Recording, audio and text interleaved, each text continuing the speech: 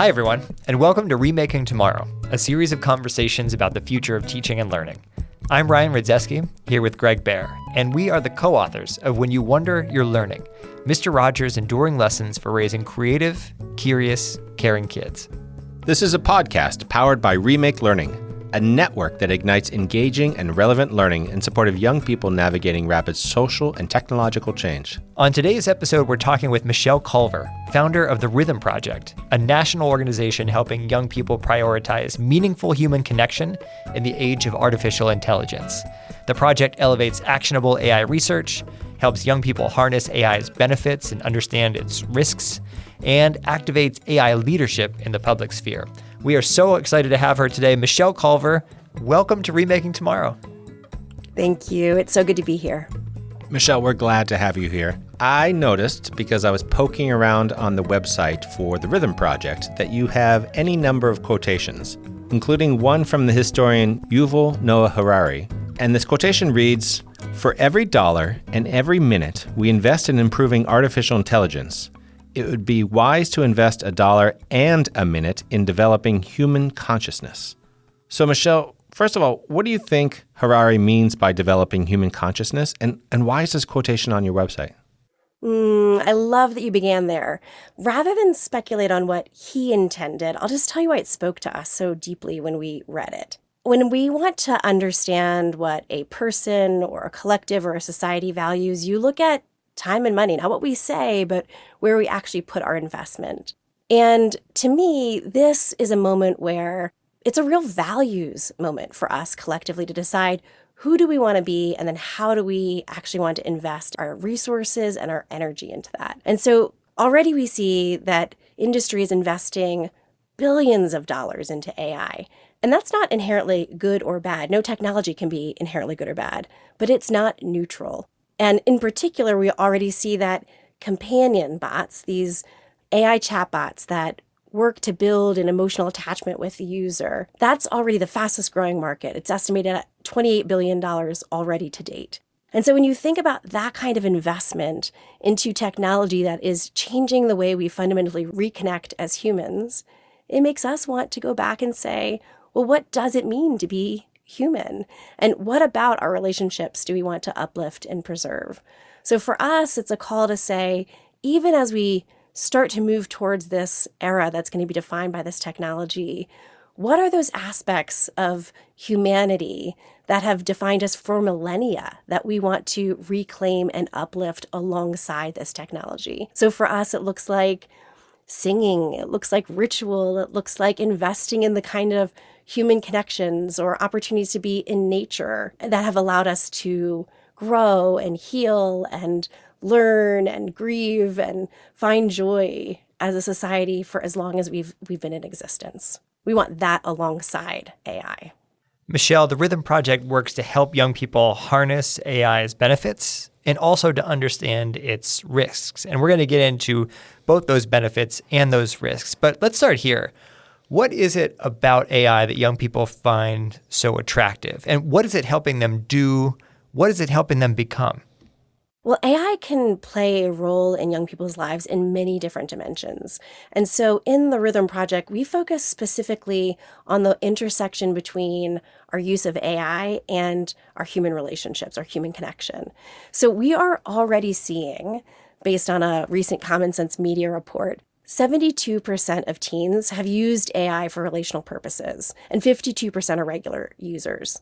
And it's actually quite understandable when you get behind their eyes as to why that's the case. And so when we talk to young people, what we find is that, first of all, it's just entertaining. They're curious about the technology. It's fun to go on to Character AI and to talk to characters from your favorite fan fiction and to be in a playful relationship with this. Young people always are first to explore and play with and adapt new emerging technologies. But then more importantly, what we're hearing from youth is that it's giving really helpful advice. And AI is available all the time whenever they need someone to talk to. You know, instead of texting the friend late at night in the middle of the night or trying to get to a teacher or a therapist at times where they're not available, AI is there. And one of the things that they say the most is that it doesn't judge them. So they can say things that they might not tell to their friends or to family and feel as though they're getting advice that has less of an agenda. And that's really important to young people who very naturally in their teen years are trying to think about who they are in the world and how other people perceive and experience them. So that non-judgment is one of the things we hear coming up quite a bit. So when I get into the risks and we start to talk about how this technology has the potential to displace human relationships, it is true that there are some young people who are already seeing this as a strength, as a tool to help them think about how to write the text in a way that's going to be less upsetting to a friend that they care about, or to consider the perspectives of someone that they haven't yet had the opportunity to really understand where they're coming from. I think one of the things that makes me nervous is that we also hear it's sometimes easier than talking to real people. Well, that nervousness and that caution is something that this dad feels very real, Michelle. So as the dad of 2 teenagers, some days, maybe most days, I'm a little glasses half empty as I think about AI and emerging technologies. So lay it on me. Tell me about the risks. Tell me all the reasons that, in fact, I should be cautious and worried about what's ahead. What we do find is that this technology reduces friction. Of course, we all know that friction is important for growth. It's some of those painful moments that we often learn the most from. And what we see is that increasingly young people are turning to AI in a way that we fear could displace those authentic human relationships. Part of the power of these tools is that you can design them so they look how you want, or play the archetype or character of whomever it is that they're excited to be in a relationship with, or they sound how they want to sound. And they are notoriously sycophantic. They tell you how great you are and how meaningful and thoughtful your ideas and how right your ideas are. And so we do really worry that in one possible future, these AI relationships become so seductive that they displace actual authentic human relationship and some of that awkward, painful learning that comes from being in relationship with humans who have their own needs as well. Michelle, so much of what you said reminds me of, what's often dubbed this nation's loneliness epidemic. Something we've covered here before on the podcast with health officials like former Surgeon General Vivek Murthy. When you think about AI and you think about loneliness, I think the connection between the two might not be immediately obvious to a lot of us, but can you help us understand that connection, especially as it relates to young people? I'm so glad you guys are raising this, because what we're seeing is these two forces that are about to collide. This decline in human connection and the arrival of what we're talking about as the loneliness epidemic, alongside this powerful force with generative AI. And as these two forces are about to collide, something profound is going to unfold, akin to, or maybe arguably even more profound than the arrival of social media 20 years ago. Part of what that suggests is that we still have the opportunity to shape and influence what starts to unfold. And one of the most important insights that I want to take forward from the last 20 years into this AI moment is that young people are not a monolith. So for some young people, they're going to be able to use this tool in powerful ways to strengthen the relationships and networks either that already exist or that they want to have access to and they want to practice and prepare for. For other young people who are, in fact, already experiencing extreme isolation and loneliness, we see that there's some emerging and mixed research on this. One study out of Stanford showed that being in relationship with Replica, one of the AI apps that are out there for companionship, reduced suicidal ideation in 3% of its users. Now, that's early. And yet, one of the things that really worries me is that one of the recent studies from OpenAI and MIT shows that using voice mode, which is the feature on ChatGPT that allows you to be in conversation, and these voices are increasingly lifelike and empathetic and incredibly responsive. And as you use voice mode, it results in more time being spent on ChatGPT per day and less time actually spent socializing with people in real life. And so we do worry that there is the potential where we actually solve loneliness by increasing isolation. This is Greg Baer, here with Ryan Rudzeski, and we're talking with Michelle Culver, founder of the Rithm Project. Michelle, I wouldn't be doing my duty as a former core member if I didn't ask you about also being the founder of Teach for America's Reinvention Lab, which is Teach for America's research and development arm for rethinking education. And when you think about these different career stages, whether it's the Reinvention Lab or the Rithm Project, can you talk about some of the through lines that tie your work life together? Well, the Rithm project wouldn't exist without the leadership and experience of being at the Reinvention Lab. And in part because the Reinvention Lab is the R&D wing for the future of learning at Teach for America. We were asking big questions about not just how to change the learning environments, but what's going to change in the environment around the learner. So it makes sense to ask ourselves the very important questions about how AI is going to change the way we work and teach and learn. Those were questions that we were working on in the Reinvention Lab. It also became clear to me that we needed to add this question about how is AI going to change the way we relate to each other as humans? One of the things that was most defining about our experience when I was working at the Reinvention Lab was that we had youth leaders into the work that we're doing. And in doing so, those young people not only shaped our priorities and the work that we were building, but they really changed my worldview just by being proximate to them. One of the things I often heard from our youth leaders was how under pressure and anxious they often felt, and how isolated and alone they felt in those feelings. And so in education, we often talk about socio-emotional learning as a means to an academic end. But when you listen to these young people, they were basically saying, I want to feel alive, period. And that matters in its own right. And at the same time, when I was leading at the Reinvention Lab, this was the arrival of generative AI. And so it was because of the opportunity to be at the cutting edge and watch how AI was unfolding and reshaping the way in which we both work and teach and learn. I kept thinking, well, where is the conversation about how AI is going to fundamentally change us as people? And so it was the combination of those two forces, this decline in human connection, hearing it from young people directly, and understanding the power of having them at the table and being able to see the ways in which the field of education both thinks proactively but often narrowly about those learning outcomes, that I started to hunger for the bigger conversation about human connection and AI. That was what led us to go ahead and host that very first summit, where we were bringing together youth leaders and technologists and mental health professionals and researchers and educators, philanthropists, all together in one room to have the conversation about what is it that young people are going to need to rebuild and evolve human connection in the age of AI.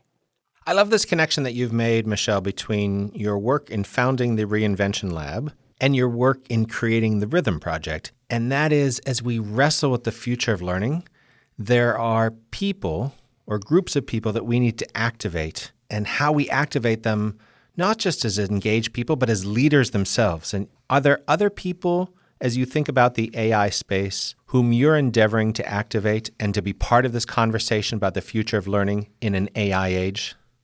I so appreciate this question because I think that's one of our biggest Achilles heels in education, is that we are not thinking expansively in a cross-sector way. And so we really seek to bring together a multi-generational, but also cross-class, cross-sector coalition of leaders who are thinking about policy, who are thinking about new schooling models, who are thinking about building new third spaces, who are thinking about the research required to have an evidence base from which to make recommendations in our path forward. And so it really is going to take both the strength of educators' wisdom and expertise in relationships with young people, as well as their parents and all of these different cross-sector leaders to come together to imagine a world that we want and start to understand and benefit from the expertise within each and act our way into that together.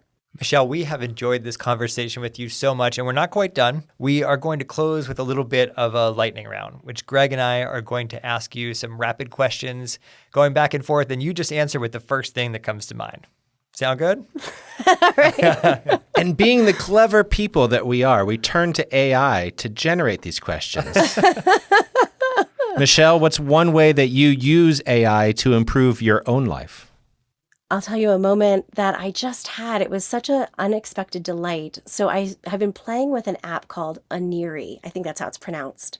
Oniri. It's a dream app. And I used it with my daughter the other night, who woke up in the middle of the night and came in because she'd had a nightmare. And she started to tell me about it. So I grabbed my phone. I said, let's record this together, and then we'll use this tool to see if it offers us any insight. But it's your dream, so you're going to get to figure out if this offers anything. And then as she played it back and it interacted with her by asking a bunch of additional follow-up questions, it unlocked this incredible conversation where I got to surface and discover some real worries that were on my daughter's heart and mind that I did not know about. And had I not had that AI tool, I would have missed that as a resource in getting closer to the person, one of the people who I care most about in my life. You mentioned earlier ritual and reconnecting to nature. What are your favorite analog way to build connection and community in your life? Well, I'll talk about my other daughter because last weekend we celebrated her bat mitzvah in our home. And what was so spectacular about it was that this child, this young woman, really made the service her own. So she selected the prayers, the poems, the stories that she wanted in the service. She led the service. The rabbi supported her in that. And it was just such a cool ritual to help her articulate her values, her beliefs, and then decide what parts of that she wanted to bring forward. And in the spirit of building community, we sat in a small circle in our home while she led us through the service. And it felt like that moment where I kept thinking, oh my gosh, if every young person at this transitional moment in their life could articulate their values and have the community celebrate them in that, we would be in such a different place as a society. Michelle, the website for the Rithm Project features wonderful quotations from writers ranging from H.G. Wells to Audre Lorde. Who is an author who has changed how you look at the world? Adrienne Maree Brown, who talks a lot about emergent strategy. And I think as we go into this work, so much of what she offers is this belief that what you tend to grows. And what has been so moving to me about opening this conversation is that there are so many people who want to be a part of this conversation. And so often when we talk about AI, it feels like it's outside of us or very scary or the future is predetermined. And yet when you just simply invite folks in, there are so many beautiful insights and assets that people want to bring to bear at this moment. It really makes me feel like if we just to what we long for, we can create a future where technology is an asset and a resource in pursuit of the vision that we actually really want. And Michelle, before we go, we have just one more question. What's one thing that parents and educators can do today to make tomorrow a more promising place for every learner? We can open up non-judgmental conversations about AI. One of the things when we interview youth that comes up over and over and over again is that they are telling us they are using AI regularly, and they are explicitly not talking to the adults in their life, their parents and their educators, about it because they can feel us judging them. And who wants to feel judgment and shame when you're curious and or finding value in something? And so I think one of the most important things we can do is to have multi-generational conversations about why this technology is showing up in our lives, what our intentions are, what we actually want out of our learning or our relationships, and then figure out together how to use this as a tool in service of that, and when to make choices to close the app or to step aside or to instead get into a relationship in a different way when the AI is not actually serving us. Thank you so much to Michelle Culver, founder of the Rithm Project. Remaking Tomorrow is powered by Remake Learning. Learn more at remakelearning.org.